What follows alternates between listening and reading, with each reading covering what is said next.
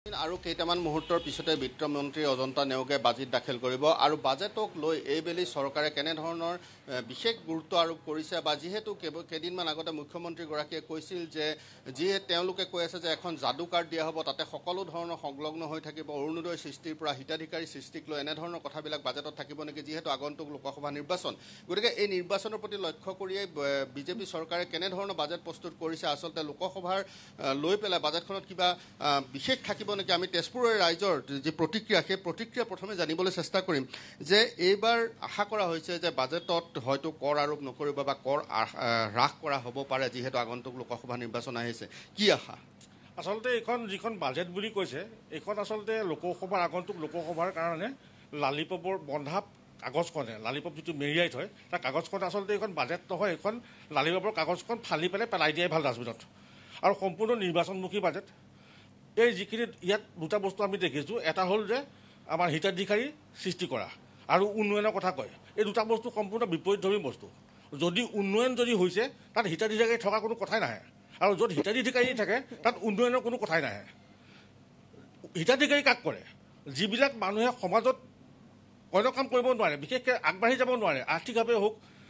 শৈক্ষিকভাৱে হওক যিবিলাক পিছ পৰি থাকে সেই মানুহখিনিকে হিতাধিকাৰী হিচাপে সৃষ্টি কৰে আৰু তেওঁলোকে উন্নয়নৰ কথা কৈ থাকে তেওঁ উন্নয়নে যদি হৈছে তেতিয়াহ'লে হিতাধিকাৰী সৃষ্টি কৰা কি কথা এটা আছে কি ক'ব আচলতে চাহ বাগিচা অঞ্চল বা অন্যান্য যিসমূহ ভিতৰুৱা অঞ্চল সেই ভিতৰুৱা অঞ্চলসমূহ উন্নয়নৰ ক্ষেত্ৰত এই বাজেটত কিবা দেখা যাব নেকি আশা আছে নেকি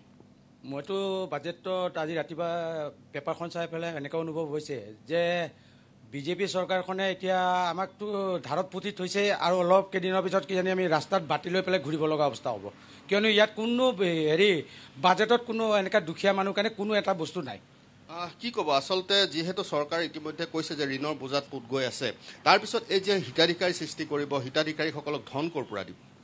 এতিয়া চবতকৈ ডাঙৰ কথা হৈছে হিতাধিকাৰীৰ ওপৰত হিতাধিকাৰী আগবাঢ়ি গৈ আছে মানে সংখ্যা বাঢ়ি গৈ আছে কিন্তু এই হিতাধিকাৰীসকলক যিটো পইচা লাগিব দিব লাগিব নহয় সেই পইচাটো আৰ্নিংটো ক'ত কোনটো চ'ৰ্চৰ পৰা আনি পেলাই তাত পইচাটো দিব এইবিলাকতো কোনো ধৰণৰ উল্লেখ নাই গতিকে এই হিতাধিকাৰী সৃষ্টি কৰি পেলাই যিটো আমাৰ মানে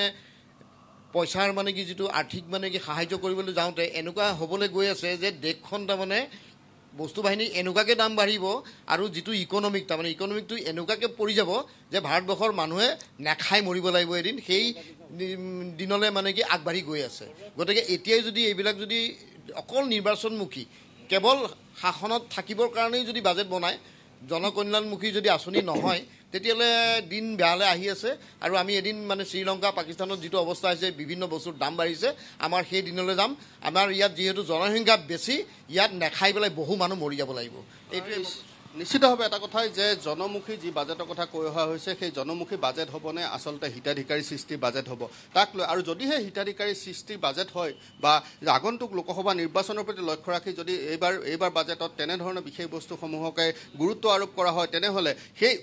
ধনৰ উৎস ক'ৰ পৰা সংগ্ৰহ কৰিব ৰাজ্য চৰকাৰে এনেধৰণৰ বিভিন্ন প্ৰশ্নৰ অৱতাৰণা হৈছে আৰু ৰাইজে আশা কৰিছে যে জনকল্যাণমুখী এখন বাজেট হোৱা উচিত দুখীয়া দৰিদ্ৰৰ বাবে সেই বাজেটে বিষয়সমূহে স্থান পোৱা উচিত যদিহে ৰাজ্য চৰকাৰে কৰ হ্ৰাস কৰে কি বিষয়ৰ ওপৰত কৰ হ্ৰাস কৰিব বা যদিহে বৃদ্ধি কৰে কি বিষয়ৰ ওপৰত কৰ বৃদ্ধি কৰিব সেইসমূহ কিন্তু লক্ষণীয় হ'ব